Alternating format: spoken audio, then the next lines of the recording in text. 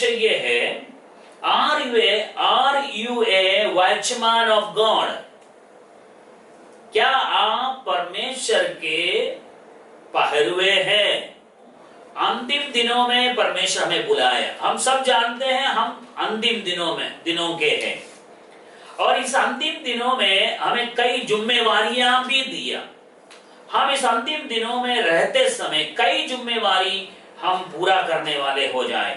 हम केवल एक विश्वासी बन के रहने से नहीं, परमेश्वर ने हमें कई जिम्मेवारियां दिया। तो मैं आज आपसे पूछना चाहता हूं, हमारे साथ जिम्मेवारी प्रभु ने दे दिया, उनमें से कई जिम्मेवारियां हैं, कई जिम्मेवारियां एक विश्वासी को प्रभु ने दे दिया।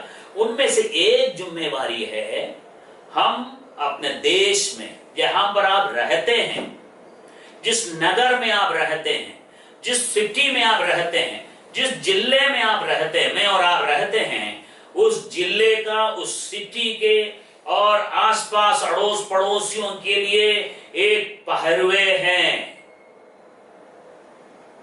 पहरुए के विषय में जब आप पढ़ेंगे यगजकेल 3 अध्याय उसकी 17 पद में, क्या आप एक पहरुए हैं? आप एक जिम्मेवार पहरुए हैं? यगजकेल की पुस्तक 3 अध्याय उसकी 17 पद में, the book of Ezekiel chapter 3 verse 17, उसमें लिखा हुआ है, हे मनुष्य के संतान, मैंने तुझे इस्राएल के घराने के लिए पहरुए नियुक्त किया है। तू मेरे मुंह की बात सुनकर उन्हें मेरी ओर चिताना। यगजकेल की पुस्तक 3 अध्याय उसकी 17 पद में एक पहरुए के ड्यूटी, एक पहरुए के काम, वहां स्पष्ट से लिखा हुआ है, हे मनुष्य के संतान। वहां पर एक पुकार है, हे मनुष्य के संतान, मैंने तुझे इस्राएल के घराने के लिए पहरुए नियुक्त किए गए हैं, और तू मेरे मुंह की बात सुनकर उन्हें मेरी ओर चिताना। उसमें 2 कार्य हैं, काम है बताया गया। नंबर 1, मेरे मुंह की बात सुनकर पापों को याद दिलाना, ये एक कर्तव्य है हमारी, ये एक ड्यूटी है, एक जिम्मेवारी है। नंबर 2, उसमें ही लिखा हुआ है, परमेश्वर को याद दिलाना, स्मरण दिलाना। अगर आप एक पहरुए हैं, are you a watchman of God? अगर आप एक पहरुए हैं प्रभु के लिए, प्रभु ने आपको बुलाया, आप यीशु को ग्रहण किया, यीशु का बेटा है, बेटी है, एक मसीह का नाम से आप है, तो आपके पास जिम्मेवारियां हैं। आप ऐसा आलतू फालतू नहीं है, आप बेकार बुलाए गए नहीं है, बेकार जीवन नहीं है हमारी, ऐसा जीवन नहीं है हम खा पी के मर जाएं, नहीं। प्रभु ने हमें जिम्मेवारी के साथ बुलाया। उसी का पहला जिम्मेवारी है, पहरुए के काम करे। पहरुए के काम में प्रभु ने इस्राएलियों के लिए, मनुष्य के संतानों के लिए कह रहे हैं, पहले तू मेरे मुंह की बात सुनकर उन्हें चिताना। नंबर 2, परमेश्वर को याद दिलाना। परमेश्वर को याद दिलाने का वचन है यशायाह 62 अध्याय उसके 6 पद में। आप जब पढ़ोगे वहां पर लिखा हुआ है, हे यरूशलेम, मैंने तेरी शहर बनत पर पहरुए बैठाया है, वे दिन रात कभी चुप ना रहेंगी। हे यहोवा को स्मरण करने वाले, चुप ना रहो। ये हमारे कर्तव्य है, ये हमारी जिम्मेवारी है। हम एक साधारण विश्वासी हैं, लेकिन परमेश्वर ने बहुत बड़ा जिम्मेवारी हम दिया। क्या है? यशायाह 62 अध्याय उसके 6 पद में लिखा हुआ है, हे यरूशलेम, मैंने तेरी शहर बनत पर पहरुए बैठाया है। परमेश्वर हमें जिस जगह में बैठाया है, वो दिन रात कभी क्या नहीं करना, चुप ना रहे। पहरुए का ड्यूटी है चुप ना रहे। हे यहोवा को स्मरण करने वालों, वह शब्द देखिए, हे यहोवा को याद दिलाने वालों, चुप ना रहो। हम लोग कितना धन्य है। हम लोग कौन है, ये बात समझना। हम कौन है? परमेश्वर को याद दिलाने वाले हैं। अब अपने हाथ उठा के प्रभु को धन्यवाद दे के कह सकते हैं, प्रभु कितना बड़ा जिम्मेवारी है, मैं आपको याद दिलाने के लिए कौन हूं? हाँ, उसके बेटा है। जैसे हमारे बच्चे पापा मम्मी को याद दिलाते, कई चीजें याद दिलाते हैं। नहीं तो हम लोग कौन है? परमेश्वर के संतान, और संतान के साथ साथ उसके पहरुए हैं। याद दिलाने वाले या जागने वाले, देख करने वाले, और पहरुए के कई अर्थ हैं, हम लोग सीख सकते हैं। यिर्मयाह नबी की पुस्तक 51 अध्याय उसकी 20 और 21 पद में हमें अधिकार दिया। और युद्ध के लिए हथियार ठहराया गया है।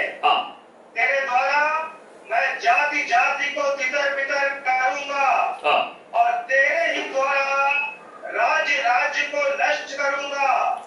तेरे ही द्वारा मैं सवार समेत घोड़े को टुकड़े टुकड़े करूंगा। हाँ, और यशायाह 41 अध्याय के 15 और 16 पर देख, मैंने तुझे छुरी वाले दामने का एक नया और चोखा यंत्र ठहराया है। हाँ, हम विश्वासी कौन है? पहरुए के साथ साथ तू पहाड़ों दांव कर सूक्ष्म कर देगा। कितना बड़ा अधिकार है। पहाड़ियों को तू भूसे के समान कर देगा। हाँ, तू उनको फटकेगा और पवन उड़ा ले जाएगी, और आंधी उन्हें तितर बितर करेगी। ये हमारे अधिकार है। तू यहोवा के कारण मगन होगा। हाँ, बस तो ये अधिकार प्रभु ने जो हमें दिया, इस अधिकार के साथ हम पहरुए के काम करते हैं। तो परमेश्वर ने हमें अधिकार दिया, देख रेख करने के अधिकार और अन्य अधिकार। क्यों अधिकार दिया? क्योंकि हमारे शहर की या हमारे सिटी की, हमारे देश की अवस्था को जानना बहुत जरूरी है। क्या अवस्था है हमारे देश या हमारे देश की स्थिति है? यशायाह की पुस्तक 24 अध्याय, द बुक ऑफ यशायाह चैप्टर 24 वर्स 1 to 23, 1 to 23, 1 से लेकर 23 पद तक आप पढ़ोगे। हमारे शहर की, हमारे सिटी की, हमारे देश की अवस्था, हमें क्यों पहरुए के काम करना है, हमें क्यों प्रार्थना करना है, क्यों बीचवाई होना चाहिए। देखिएगा वहां पर क्या लिखा हुआ है, यशायाह 24 अध्याय उसके 1 से 23 पद तक। पृथ्वी को निर्जन और सुनसान करने पर है, वो उसको उलटकर उसके रहने वालों को तितर बितर करेगा। और जैसी यजमान की वैसी याजक की, जैसी दास की वैसी स्वामी की, जैसी दासी की वैसी स्वामिनी की, जैसी लेने वाले की वैसी बेचने वाले की, जैसे उधार देने वाले की, जैसे ब्याज लेने वाले की वैसे ब्याज देने वाले की, सबों की एक ही दशा होगी। पृथ्वी शून्य और उजाड़ हो जाएगी, क्योंकि यहोवा ही ने ये कहा है। आगे आप पढ़ के देख लेना पृथ्वी की अवस्था क्या होगा। और साथ साथ आप यशायाह 60 अध्याय उसके 2 पद से पढ़िएगा। यशायाह 60 अध्याय उसके दूसरा पद से भी। तो अंधियारा और राज्य राज्य के लोगों पर घोर अंधकार छाया हुआ है, परंतु तेरे ऊपर यहोवा उदय होगा और उसका तेज तुझ पर प्रकट होगा। जाति जाति तेरे पास प्रकाश के लिए और राजा तेरे आरोहण के प्रताप की ओर आएंगे। हाँ, पृथ्वी घोर अंधकार में, और पृथ्वी में कई कई चीजें अब होने वाले हैं, हम होते ही रहेगा। और इसके साथ आप यशायाह 34 अध्याय उसके 3 पद में, और वहां कई चीजें आप देख सकते हैं, मनुष्यों में, बच्चों में, जवानों में। क्योंकि प्रभु कहते हैं मैं अपने बाल बच्चों को पाला पोसा, जानवर अपने स्वामी को जानते हैं, गधा अपने स्वामी को पहचानते हैं, लेकिन मेरा प्रजा मुझे नहीं जानते हैं। कलीसिया की अवस्था ऐसा है, प्रभु को जानने वालों की अवस्था भी ऐसी ही है, ना जानने वालों का अवस्था भी ऐसी ही है। पूरे देश की स्थिति हम पढ़ सकते हैं वहां पर। इसलिए हमें पहलुआ बन के खड़ा रहना है, क्योंकि परमेश्वर ने हमें उस जिम्मेवारियां दे रखे हैं। तो क्या हम तैयार हैं? ये जिम्मेवारी को लेंगे? मैं विश्वास करता हूं आप ले रहे हैं। हर दिन प्रार्थना कर रहे हैं, मध्यस्थता कर रहे हैं, उपवास कर रहे हैं। लेकिन ये बात ध्यान रखना, आप ये पहलवे का काम करने के लिए बुलाया गया है। क्या आप पहलवे हैं? अपने आप को जांच ले, अपने आप को परख लीजिए। फिर मैं 3 जिम्मेवारी, पहलवे के 3 जिम्मेवारियां बता के प्रार्थना करेंगे। सबसे पहला जिम्मेवारी, एक पहलवे के रिस्पॉन्सिबिलिटी या एक जिम्मेवारी है, नंबर 1, समयों को बताना। समयों को बताना, समय की घोषणा करना, समयों को बताना। टू प्रोक्लेम द टाइम, समय के एक पहलवे होने के नाते समय को बताना मेरा और आपका कर्तव्य है। तो हमें समय को जानना और समय को बताना जरूरी है। समय कौन बताएंगे? जो समय को जानता है वो ही समय के बारे में बताते हैं। जो समय के बारे में नहीं जानते हैं तो वो कैसे दूसरों को बता सकते हैं? एक पहलवे का सबसे पहला ड्यूटी समय को बताना। समय को जानने वाले ही समय के बारे में बताता है। एक उदाहरण में पढ़ रहे थे, उसमें एक व्यक्ति, एक घड़ी बनाने वाले, वॉच बनाने वाले दुकान के, एक दुकान था, उसके बगल में एक बड़ा फैक्ट्री था। उस फैक्ट्री का जो वॉचमैन था, गार्ड, रोज सुबेरे दोपहर में, शाम को ये घड़ी वाले के दुकान के पास खड़े होके उसके दुकान के घड़ी देखते रहते थे। तो एक दिन घड़ी वाले ने देखा, ये आदमी रोज आता है इधर, रोज आके क्या करते हैं, मेरा घड़ी देख के चले जाता, फिर आ जाता, फिर घड़ी देखता, फिर आ जाता, फिर घड़ी देखता। तो उससे पूछा गया, भैया क्यों आप बार बार इधर आते हैं? ये दुकान के जो आप देख कर चले जाता है, कारण क्या है? तो उन्होंने क्या कहा मालूम है? उन्होंने कहा, मैं इसलिए आता हूं, आपके घड़ी का टाइम देकर उस फैक्ट्री का सायरन बजाना मेरा काम है। फैक्ट्री में सायरन हुआ करते थे, तो उस अलार्म करने के लिए मैं आपके दुकान के पास आके घड़ी देख के चले जाता, तब जाके मैं वहां पर सायरन लगाता है। तो घड़ी वाले ने क्या कहा मालूम है? घड़ी वाले ने कहा, भैया मैं भी तो अपने घड़ी उस अलार्म, उस सायरन की आवाज से ठीक करता हूं। अब देखिए, आज यही चल रहे हैं, दुनिया में यही चल रहे हैं, कलीसिया में यही चल रहे हैं। अलार्म यीशु के आगमन है, वो आएगा। घड़ी परमेश्वर हमें दिया गया, समय के लक्षण दिया गया, लेकिन हमें जागना, जागते रहना बहुत जरूरी है। जैसे वो नौकर, वो गार्ड, वो वॉचमैन रोज रोज उस घड़ी को देखते थे। वो घड़ी वाला रोज रोज उस अलार्म को सुन के अपने घड़ी ठीक करते थे, सेट करते थे। ठीक उसी प्रकार से हमें विश्वासी होने के नाते इस दुनिया में जो भी काम हो रहे हैं, जो भी बात होती है, उन तमाम चीजों को देखकर, सुनकर, समझकर अपने जीवन को ठीक करेंगे, तब हम अपने मंजिल तक पहुंच जाएंगे। ये भी आप विशेष ध्यान रखना, क्योंकि हम लोग एक समय को बताने वाले पहलवे हैं। समय को जानते हुए समय को बताते रहते हैं। इसलिए पौलुस कहते हैं, जब हम समय को बताते हैं, कैसे बताना है? पहला कुरिन्थियों 14 अध्याय उसके 7वां पद में, पहला कुरिन्थियों 14 अध्याय उसके 7 पद, 1 Corinthians चैप्टर 14 वर्स 7 में पौलुस कह रहे हैं, तुर ही सही बचाए, तुर ही सही नहीं बचाओगे तो कैसे लोग तैयार हो जाएंगे।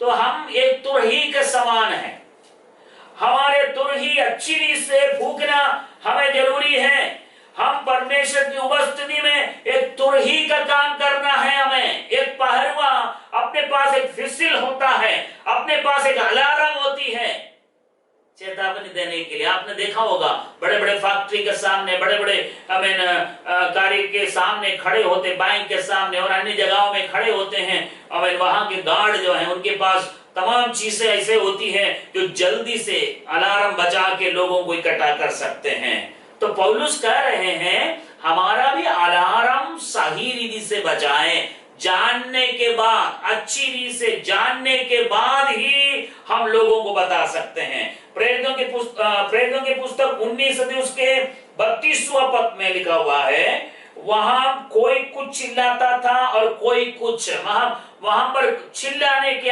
बातें लिखा हुआ है। कोई कुछ बताते थे, कोई कुछ बताते थे, कुछ समझ में नहीं आता था, लेकिन ऐसा नहीं होना चाहिए। यशायाह 58 का पहला पद में लिखा हुआ है, यशायाह 58 का पहला पद, यशायाह 52 वर्स 1 लिखा हुआ है, गला खोल कर पुकार, कुछ ना रख छोड़।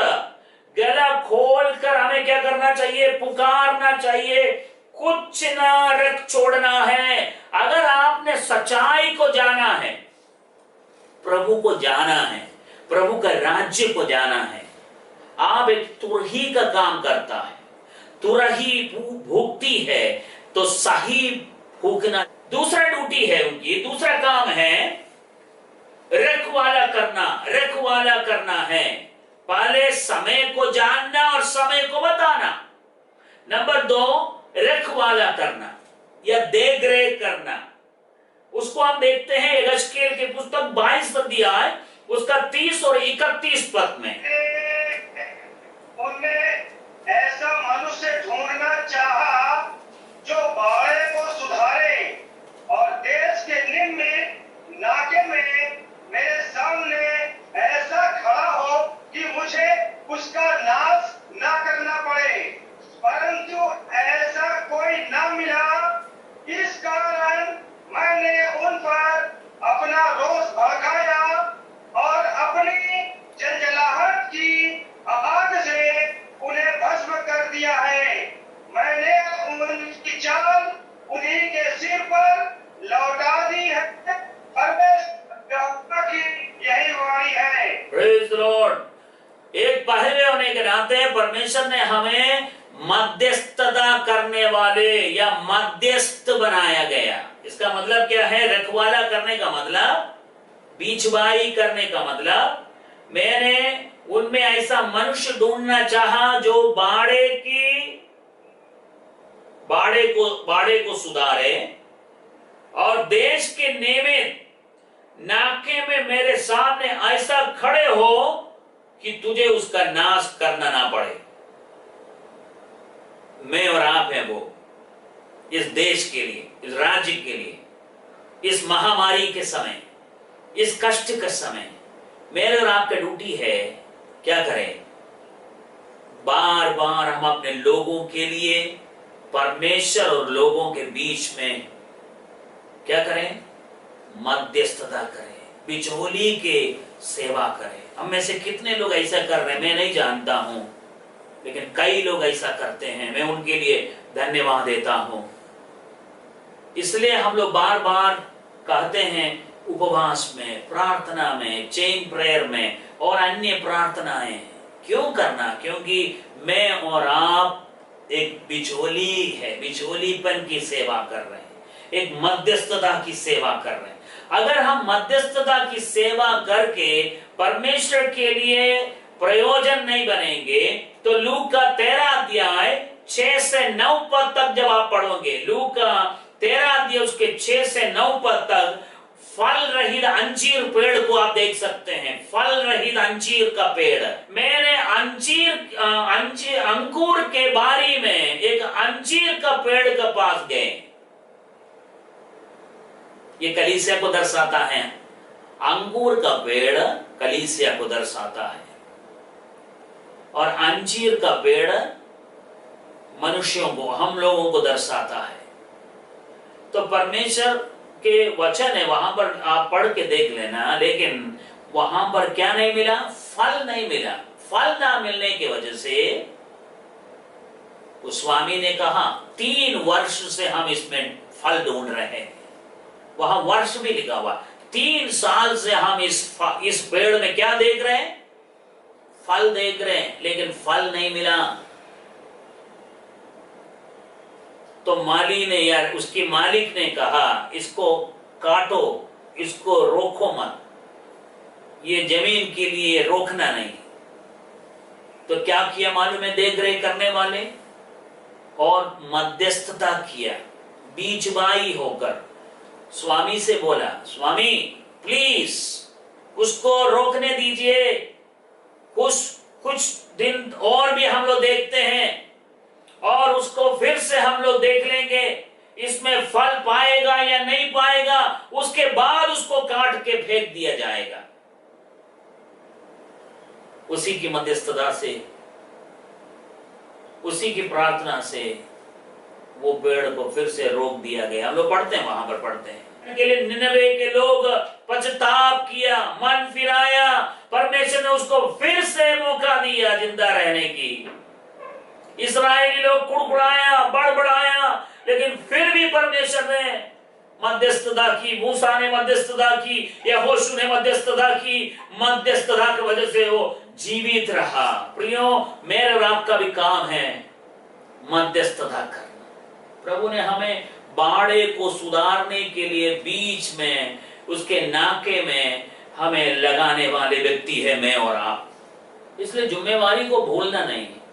अब अगला उदाहरण देखिए, इब्राहिम अपने भतीजे के लिए कितने विनती की। सोदो अमोरा को नाश करने के लिए जब प्रभु ने प्लान बनाया, योजना बनाई, आप पढ़ के देख लेना, उत्पत्ति का पुस्तक 18 अध्याय 23 और 19 का 19 पद, उत्पत्ति 18 अध्याय 23 पद और 19 का 19 पद भी पढ़ के देख लेना। आप मेहरबानी से पढ़िएगा, वहां पर लिखा हुआ है, हम जानते भी पढ़ते भी होंगे। और लिखा हुआ है इब्राहिम जो है अपने भतीजे के लिए हमें विनती की, प्रार्थना की, मध्यस्थता की। प्रभु का अनुग्रह है, इब्राहिम के ऊपर दया किया, तभी तो परमेश्वर ने लूत को खींच के उस नगर से बचा लिया। तब भी उनकी पत्नी आज्ञा के उल्लंघन की, नमक का कंबा बन गई। तो प्रियो, मध्यस्थता या बीचवाई होना परमेश्वर के सेवकाई है। तो हम लोग मिलकर इन दिनों में प्रार्थना करेंगे अपने देश के लिए, इन दिनों की समस्या की।